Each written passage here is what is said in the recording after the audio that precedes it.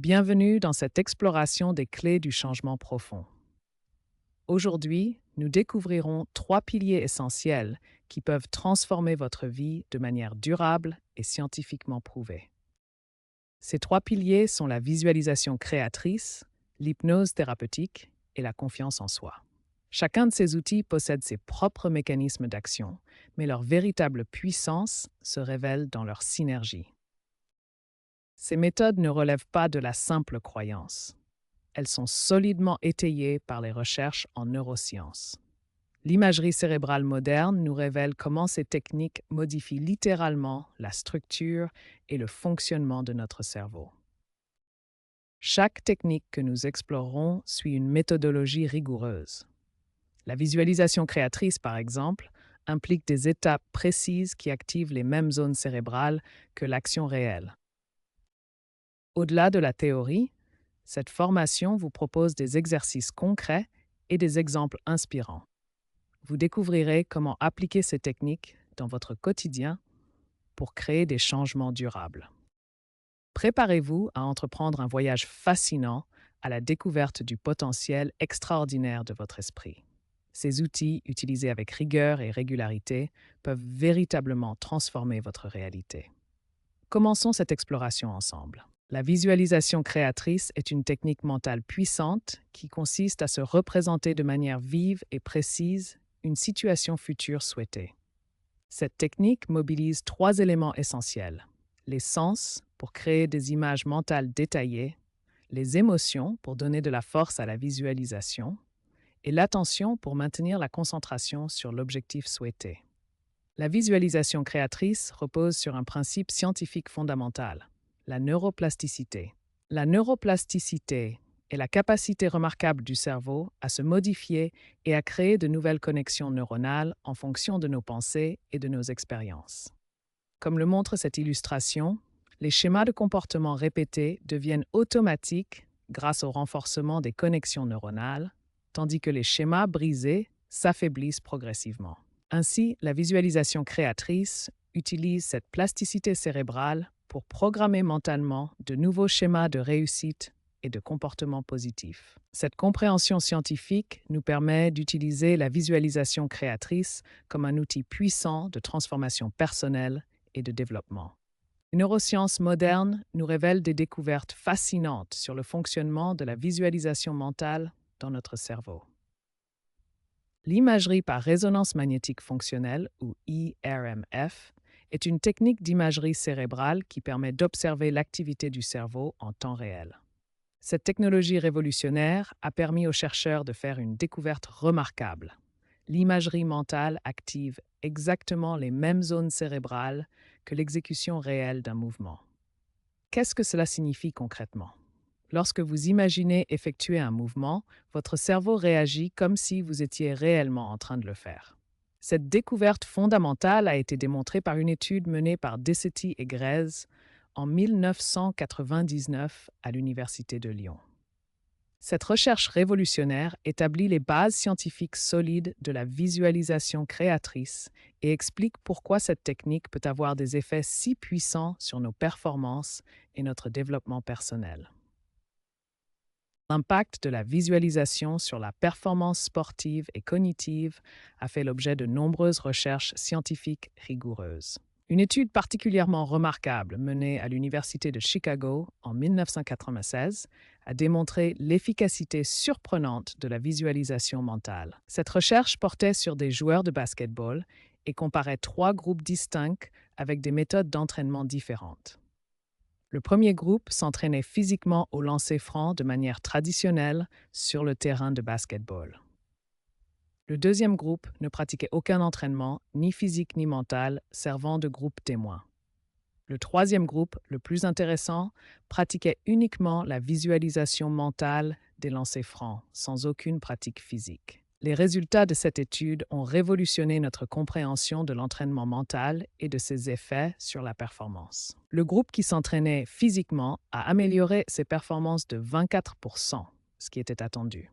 Le groupe témoin, sans entraînement, n'a montré aucune amélioration, confirmant l'importance de la pratique. Mais le résultat le plus surprenant concernait le groupe de visualisation mentale. Ils ont amélioré leur performance de 23%, soit presque autant que le groupe d'entraînement physique. Cette découverte révèle que le cerveau ne fait pas de distinction claire entre une expérience vécue et une expérience intensément visualisée. Ces résultats ont des implications considérables pour l'entraînement sportif, la rééducation médicale et le développement des compétences professionnelles. La visualisation mentale représente donc un outil d'entraînement scientifiquement validé, capable de produire des améliorations de performance mesurables et significatives. Explorons maintenant des exemples concrets d'application de la visualisation créatrice dans des situations réelles du quotidien. Premier exemple. Un étudiant se prépare à un examen oral. Il utilise la visualisation pour se représenter mentalement la situation d'examen, en ressentant par anticipation la fierté et la confiance qu'il éprouvera lors de sa réussite. Cette technique permet à l'étudiant de programmer son esprit pour le succès, en créant des connexions neuronales positives avant même de se présenter à l'examen. Passons maintenant au second exemple pratique. Deuxième exemple. Un dirigeant d'entreprise doit prendre la parole devant un large public. Il utilise la visualisation pour anticiper et gérer le trac en se représentant mentalement une présentation réussie. En visualisant sa performance de manière détaillée, le dirigeant transforme son appréhension en confiance, préparant son esprit à une expérience positive. Ces exemples illustrent la polyvalence de la visualisation créatrice. Que ce soit pour un étudiant ou un dirigeant, une visualisation efficace repose sur 4 éléments fondamentaux: la précision des détails sensoriels, l'engagement émotionnel intense, la répétition régulière et l'ancrage dans le moment présent. Ces exemples pratiques démontrent comment la visualisation créatrice peut être adaptée à différents contextes pour préparer l'esprit au succès et transformer l'anxiété en confiance. L'hypnose thérapeutique est une technique fascinante qui utilise un état particulier de conscience pour favoriser le changement et la guérison. L'hypnose est définie comme un état modifié de conscience, situé entre la veille et le sommeil. Cet état particulier se caractérise par des modifications observables dans l'activité cérébrale. Cet état se manifeste par des changements dans les ondes cérébrales. L'hypnose est associée principalement aux ondes alpha et theta, qui correspondent à un état de relaxation profonde et de réceptivité accrue. L'hypnose se caractérise par une attention hyper focalisée. Comme un archer qui se concentre uniquement sur sa cible, la personne en état hypnotique dirige toute son attention vers les suggestions thérapeutiques. L'hypnose thérapeutique se déroule généralement en 3 étapes distinctes: l'induction, qui permet d'entrer dans l'état hypnotique, l'approfondissement pour atteindre un niveau optimal et le travail thérapeutique proprement dit. En pratique thérapeutique, l'hypnose permet d'accéder aux ressources internes de la personne et de modifier en profondeur les schémas de pensée limitants. C'est un outil puissant de transformation personnelle. L'hypnose thérapeutique représente donc un état de conscience particulier, scientifiquement documenté, qui ouvre la voie à des changements profonds et durables dans notre façon de penser et d'agir. Les neurosciences modernes nous permettent aujourd'hui de comprendre précisément ce qui se passe dans le cerveau pendant l'état d'hypnose. Grâce aux techniques d'imagerie cérébrale, nous pouvons observer des modifications spécifiques de l'activité neuronale. Pendant l'hypnose, les neurosciences révèlent une baisse significative de l'activité du mode par défaut. Ce réseau, composé de plusieurs régions cérébrales interconnectées, est normalement très actif lorsque notre esprit vagabonde ou rumine. En état d'hypnose, cette activité diminue considérablement. Le cerveau entre dans un état de concentration focalisée, réduisant les pensées parasites et l'activité mentale automatique. Simultanément, on observe une activation du cortex singulaire antérieur. Cette région joue un rôle crucial dans le traitement de la douleur et des émotions. Son activation pendant l'hypnose contribue à la réduction significative des douleurs perçues. L'imagerie par résonance magnétique fonctionnelle, ou IRMF, permet de visualiser ces changements en temps réel. Cette technique révolutionnaire nous montre précisément quelles zones du cerveau sont actives pendant l'hypnose, fournissant une base scientifique solide à cette pratique thérapeutique. Ces découvertes neuroscientifiques confirment que l'hypnose produit des modifications mesurables et reproductibles dans le cerveau. Elle n'est plus considérée comme un phénomène mystérieux, mais comme un état neurologique spécifique avec des applications thérapeutiques validées scientifiquement. L'efficacité clinique de l'hypnose thérapeutique est aujourd'hui solidement établie par de nombreuses études scientifiques et reconnue par les autorités de santé. Les études cliniques démontrent que l'hypnose combinée à la thérapie brève réduit significativement l'anxiété chez 84% des patients traités. Cette efficacité remarquable s'observe dans le traitement de diverses conditions, notamment les troubles anxieux, les phobies et les troubles du stress post-traumatique. En France, cette efficacité est officiellement reconnue par la Haute Autorité de Santé qui recommande l'hypnose pour la gestion de la douleur depuis 2021. Cette reconnaissance institutionnelle marque un tournant important dans l'acceptation de l'hypnose comme outil thérapeutique légitime au sein du système de santé français.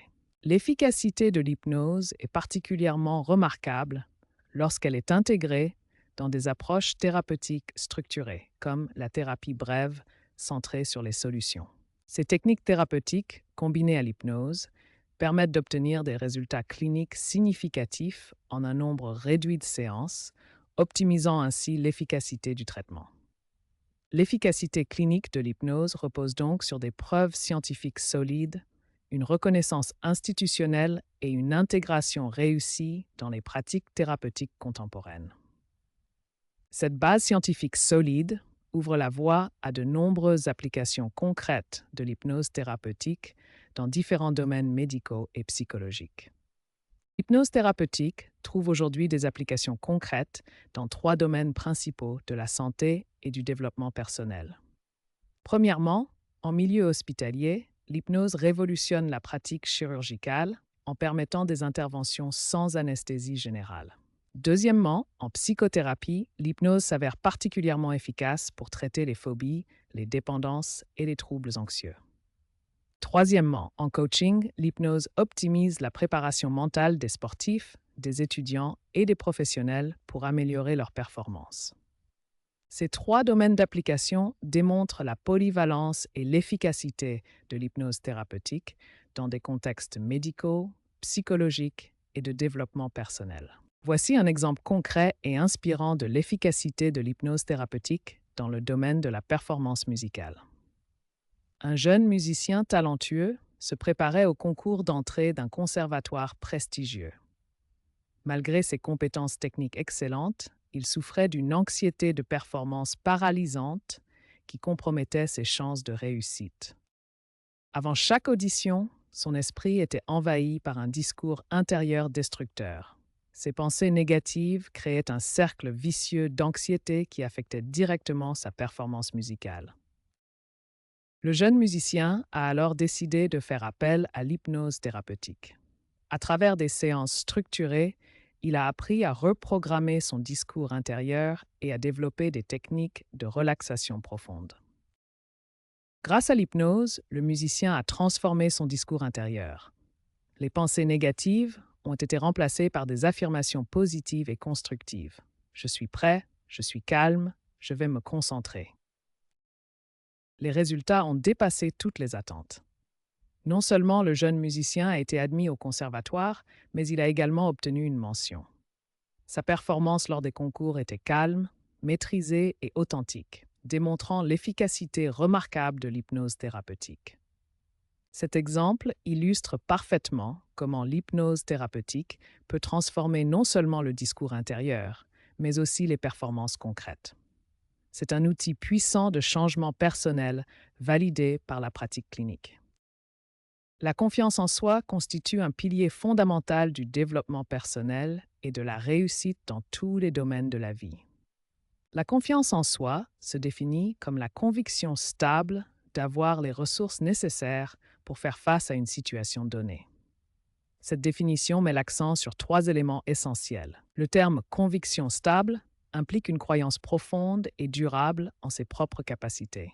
Cette stabilité distingue la vraie confiance en soi des fluctuations émotionnelles temporaires.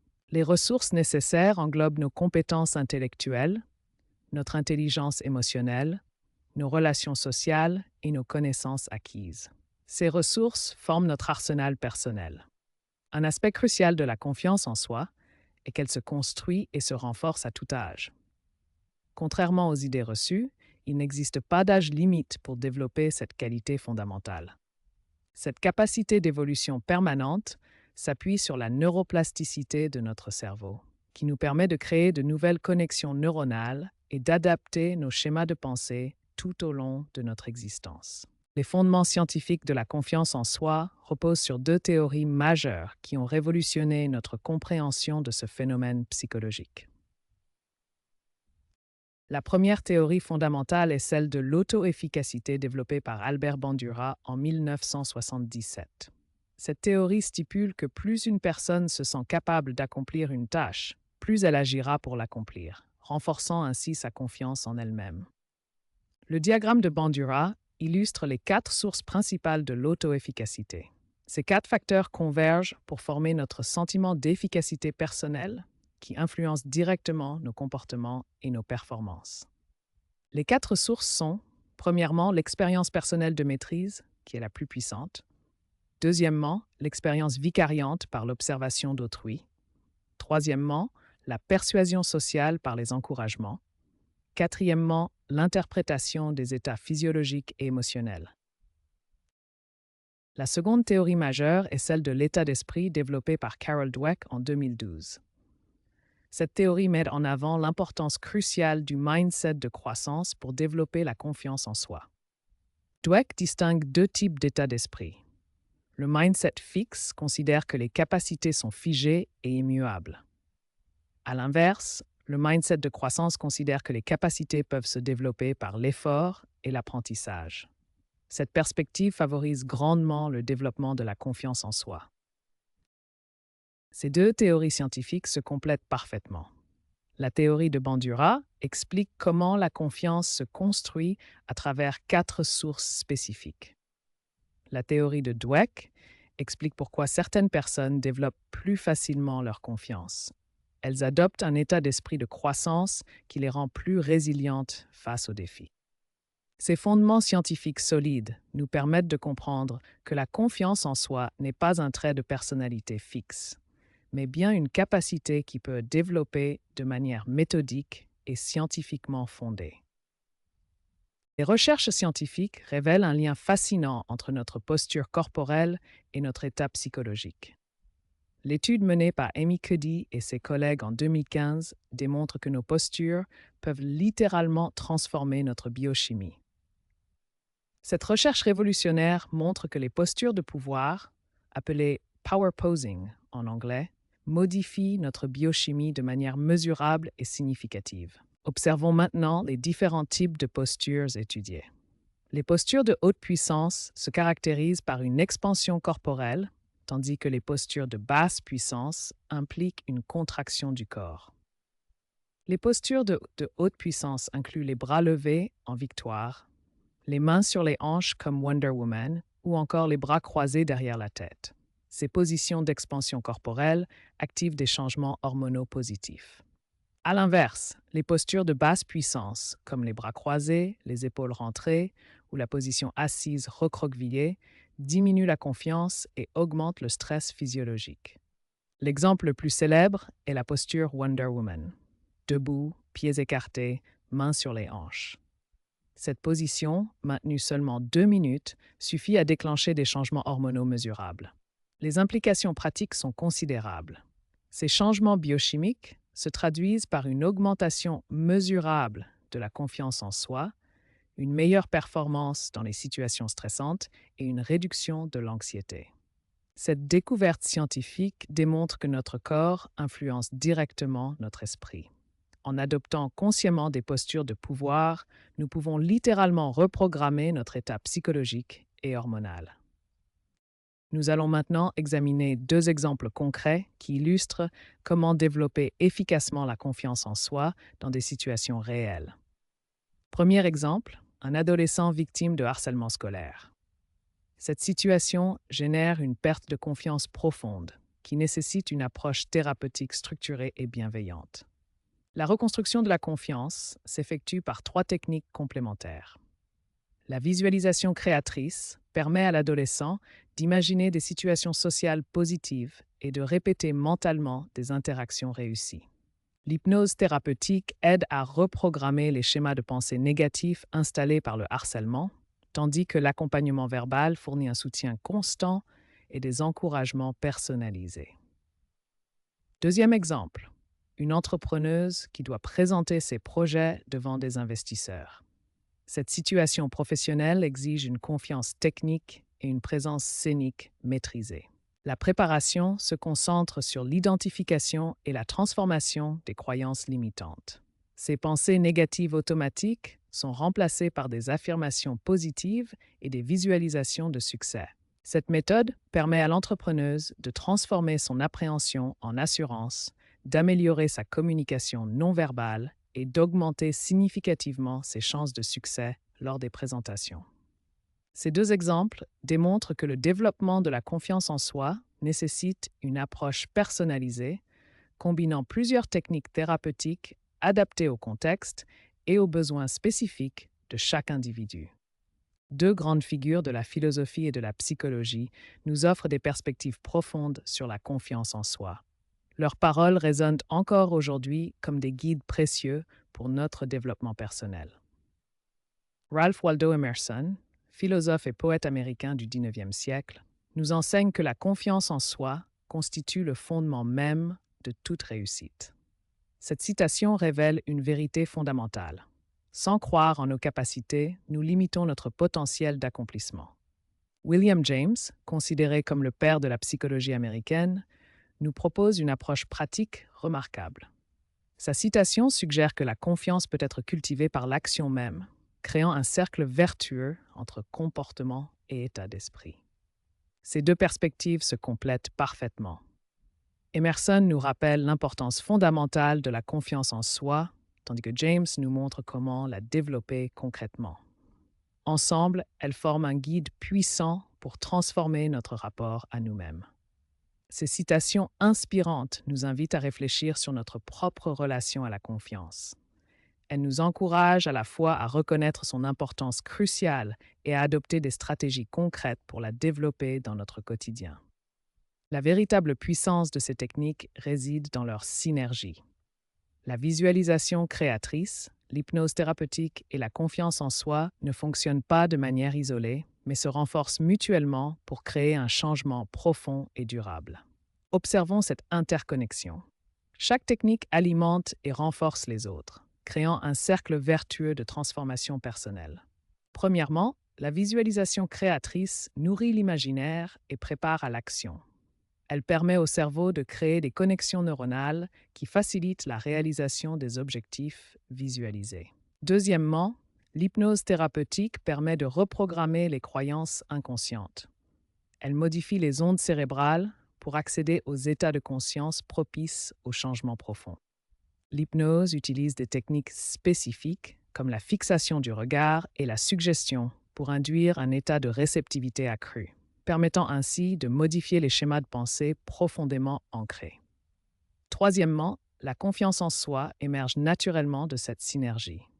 Elle est le fruit de la visualisation qui prépare mentalement, de l'hypnose qui élimine les blocages et surtout de l'action concrète qui valide ces changements. Cette synergie crée un processus de transformation en plusieurs étapes. Chaque technique renforce les autres, créant une spirale ascendante de développement personnel et de réalisation des objectifs. En conclusion, la véritable efficacité de ces techniques réside dans leur application combinée. La visualisation prépare le terrain mental, l'hypnose élimine les résistances inconscientes et l'action concrète consolide les changements, créant ainsi une confiance en soi authentique et durable. Prenons l'exemple concret d'un lycéen confronté au stress intense à l'approche du baccalauréat. Cette situation illustre parfaitement comment intégrer les 3 techniques que nous avons étudiées. Voici Thomas, un lycéen de terminale. Comme beaucoup d'étudiants, il ressent une anxiété croissante à mesure que les examens approchent. Le stress affecte sa concentration et sa confiance en ses capacités. La solution réside dans l'application intégrée de 3 techniques complémentaires. Chacune d'elles agit sur un aspect différent du problème, créant une synergie puissante. Première technique, l'hypnose thérapeutique. Thomas apprend des exercices d'auto-hypnose pour réduire son anxiété. En état de relaxation profonde, il peut reprogrammer ses réactions automatiques de stress. Deuxième technique, la visualisation créatrice. Thomas s'imagine réussissant brillamment ses examens. Il visualise chaque détail, sa confiance, ses réponses précises, sa satisfaction après l'épreuve. Troisième technique, le coaching pour renforcer sa posture et ses croyances. Thomas travaille sur sa posture corporelle, adopte des affirmations positives et développe un état d'esprit de croissance. L'intégration de ces 3 approches crée un effet synergique. L'hypnose calme le système nerveux, la visualisation programme le succès et le coaching ancre les nouvelles croyances dans le comportement quotidien. Résultat, Thomas développe une approche structurée de gestion du stress. Il pratique l'auto-hypnose chaque soir, visualise sa réussite chaque matin et maintient une posture confiante tout au long de la journée. Les résultats sont remarquables. Thomas retrouve sa sérénité, améliore ses performances aux examens blancs et aborde le baccalauréat avec confiance. Cette transformation illustre la puissance de l'approche intégrée. La visualisation créatrice constitue un processus mental puissant qui permet de nourrir et de stimuler notre imaginaire de manière structurée et intentionnelle. Le processus commence par une projection mentale consciente vers un futur désiré. Cette capacité à visualiser active notre imagination et crée une représentation détaillée de nos objectifs. Cette projection stimule activement notre imagination en créant des images mentales vivides et détaillées. Le cerveau traite ces visualisations comme des expériences quasi réelles, activant les mêmes circuits neuronaux. La visualisation créatrice génère des représentations mentales positives qui nourrissent notre optimisme et notre confiance. Ces images mentales positives deviennent des ressources psychologiques puissantes. Cette imagination enrichie prépare efficacement l'esprit à l'action. En visualisant les étapes nécessaires, le cerveau anticipe et planifie les comportements requis pour transformer la vision en réalité. Enfin, cette imagination enrichie renforce durablement la motivation en créant un lien émotionnel puissant avec l'objectif visé. Ce processus maintient l'engagement et la persévérance nécessaires à la réalisation des aspirations. L'hypnose joue un rôle fondamental dans la reprogrammation des croyances limitantes. Pour comprendre ce processus, nous devons d'abord examiner comment l'hypnose permet d'accéder aux structures profondes de notre esprit. Le cerveau humain fonctionne à 2 niveaux principaux, le conscient et l'inconscient. L'hypnose permet d'accéder directement à l'inconscient, où sont stockées nos croyances les plus profondes. Le processus hypnotique utilise des techniques spécifiques pour induire un état de conscience modifié. Cet état permet de contourner les résistances du mental conscient et d'accéder directement au programme inconscient. La reprogrammation des croyances limitantes suit un processus structuré en 4 étapes essentielles. Chaque étape joue un rôle crucial dans la transformation profonde de nos schémas de pensée. Cette reprogrammation hypnotique génère des transformations profondes. Elle favorise l'émergence d'un état d'esprit plus positif et confiant, libérant ainsi le potentiel authentique de la personne. En conclusion, l'hypnose constitue un outil scientifiquement validé pour la reprogrammation des croyances limitantes. Elle permet d'accéder aux structures profondes de l'inconscient et de favoriser l'émergence d'un état d'esprit plus positif et confiant. La confiance en soi ne se développe pas uniquement par la réflexion ou la visualisation. Elle nécessite un élément fondamental, l'action concrète. Chaque action que nous entreprenons et réussissons contribue à renforcer notre conviction profonde que nous sommes capables de surmonter les défis qui se présentent à nous. Imaginez un escalier menant vers un sommet. Chaque marche représente une action concrète, un petit défi relevé avec succès. Ce processus crée un effet boule de neige. Chaque petit succès alimente le suivant, créant une dynamique positive qui s'amplifie avec le temps. Il est crucial de commencer par des actions réalisables. Ces petites victoires créent un momentum qui nous permet d'aborder des défis plus importants avec assurance. La transformation personnelle authentique naît de cette combinaison entre préparation mentale et passage à l'acte. Sans action concrète, même les meilleures techniques de visualisation et d'hypnose restent limitées dans leur impact. Retenez ceci, la confiance véritable se construit marche après marche, action après action, succès après succès. Nous arrivons à la conclusion de notre exploration des outils du changement profond. Il est essentiel de comprendre que ces techniques ne relèvent pas de la magie, mais constituent des leviers scientifiquement validés. La visualisation créatrice, l'hypnose thérapeutique et le développement de la confiance en soi constituent trois piliers fondamentaux du changement personnel. Chacun de ces outils possède ses propres mécanismes d'action validés par la recherche scientifique. Ces outils ne sont pas de la magie. Ils s'appuient sur des bases scientifiques solides, notamment les découvertes en neuroplasticité, les études d'imagerie cérébrale et de nombreuses recherches cliniques contrôlées qui démontrent leur efficacité mesurable. Pour obtenir des résultats optimaux, ces outils doivent être appliqués avec trois conditions essentielles. La régularité dans la pratique, la rigueur dans l'application des techniques et un accompagnement professionnel lorsque cela s'avère nécessaire. En conclusion, la visualisation créatrice, l'hypnose thérapeutique et le développement de la confiance en soi constituent des outils puissants et scientifiquement validés. Appliqués avec rigueur, régularité et accompagnement approprié, ils permettent de véritables transformations personnelles profondes et durables. Pour approfondir vos connaissances sur la visualisation créatrice, l'hypnose thérapeutique et la confiance en soi, nous vous recommandons de consulter les travaux de 5 auteurs fondamentaux qui ont révolutionné ces domaines. Albert Bandura, psychologue canadien-américain, est le père de la théorie de l'auto-efficacité. Ses recherches ont démontré que la croyance en ses propres capacités influence directement la performance et la motivation. Carol Dweck, professeur de psychologie à Stanford, a développé la théorie de l'état d'esprit de croissance. Ces travaux montrent comment notre perception de nos capacités détermine notre réussite. Amy Cuddy, psychologue sociale à Harvard, a révolutionné notre compréhension du langage corporel. Ses recherches sur les postures de pouvoir démontrent l'influence de notre posture sur notre confiance et nos hormones. Joe Dispenza, neuroscientifique et auteur, explore la connexion entre la pensée et la réalité physique. Ses travaux sur la neuroplasticité et la méditation offrent des perspectives révolutionnaires sur la transformation personnelle. Milton Erickson, psychiatre américain, est considéré comme le père de l'hypnose moderne. Ces techniques innovantes d'hypnose thérapeutique ont révolutionné le domaine de la psychothérapie.